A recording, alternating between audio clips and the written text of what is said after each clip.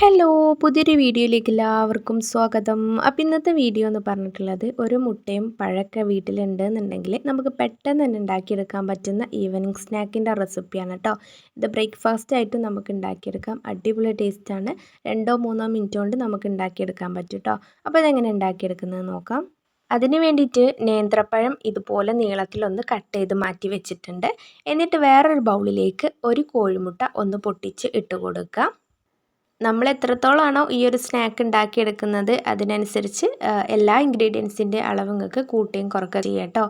എന്നിട്ട് ഇതിലേക്ക് മധുരത്തിന് ആവശ്യമായിട്ടുള്ള പഞ്ചസാര ഇട്ട് കൊടുക്കുക. എത്രത്തോളം മധുരം വേണോ അതിനനുസരിച്ചിട്ട് പഞ്ചസാര ഇട്ട് കൊടുക്കുക കേട്ടോ.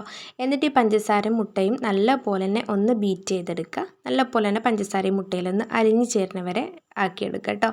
എന്നിട്ട് ഇതിലേക്ക് നമ്മൾ കുറച്ചൊരു 1/4 കപ്പോളം പാലൊന്ന് ഒഴിച്ച് കൊടുക്കുന്നുണ്ട്. എന്നിട്ട് അതും നല്ല പോലെ തന്നെ മിക്സ് ചെയ്തെടുക്കുക. നല്ല പോലെ മിക്സ് ചെയ്ത് കഴിഞ്ഞാൽ ഇനി നമ്മളിതിലേക്ക് കുറച്ച് മാത്രം തേങ്ങ ചിരകിയത് ഇട്ട് കൊടുക്കുക. തേങ്ങ ചിരകിയത് കുറച്ച് കൂടുതൽ ഇട്ട് കൊടുത്തു കഴിഞ്ഞാൽ നല്ലൊരു ടേസ്റ്റാണ് കേട്ടോ. എത്രത്തോളം വേണോ അതിനനുസരിച്ച് നിങ്ങൾക്ക് ചേർത്ത് കൊടുക്കുക. പിന്നെ ഇപ്പോൾ ഞാനൊരു 3 ചെറിയ പീസ് ബ്രെഡാണ് എടുത്തിട്ടുള്ളത്. അത് നല്ല പോലെ കൈ വെച്ചിട്ട് ഒന്ന് ഇതുപോലെ ഒന്ന് പൊടിച്ചിട്ട് കൊടുക്കുന്നുണ്ട്. അത് നല്ല പോലെ തന്നെ ഈ ഒരു മുട്ടൻ്റെ ബാറ്ററിൽ ഒന്ന് മിക്സ് ചെയ്തെടുക്കുക കേട്ടോ. നല്ല പോലെ തന്നെ മിക്സായി കിട്ടണം. ഈ ഒരു സമയത്ത് ഇതിലേക്ക് വാനില എസൻസോ അല്ലെങ്കിൽ ഏലക്ക പൊടിച്ചതോ ഇട്ട് കൊടുക്കാം. നല്ലൊരു ഫ്ലേവറാണ് കേട്ടോ അങ്ങനെ ഇട്ട് കൊടുക്കുമ്പം.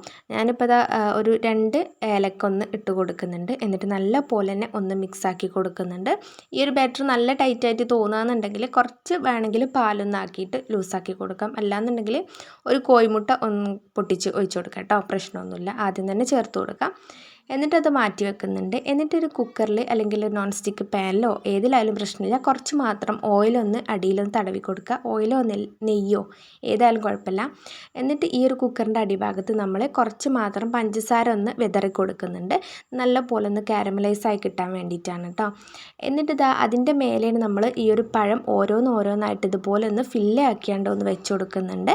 എന്നിട്ട് അതിലേക്ക് നമ്മുടെ ഈ മുട്ടൻ്റെയും ബ്രെഡിൻ്റെയൊക്കെ ബാറ്റർ ഉണ്ടല്ലോ അതൊന്ന് ഒഴിച്ച് കൊടുക്കുക. എന്നിട്ട് നല്ല പോലെ എല്ലായിടത്തും ഒന്ന് ഇതുപോലെ ഒന്ന് സ്പ്രെഡാക്കി കൊടുക്കുക കേട്ടോ.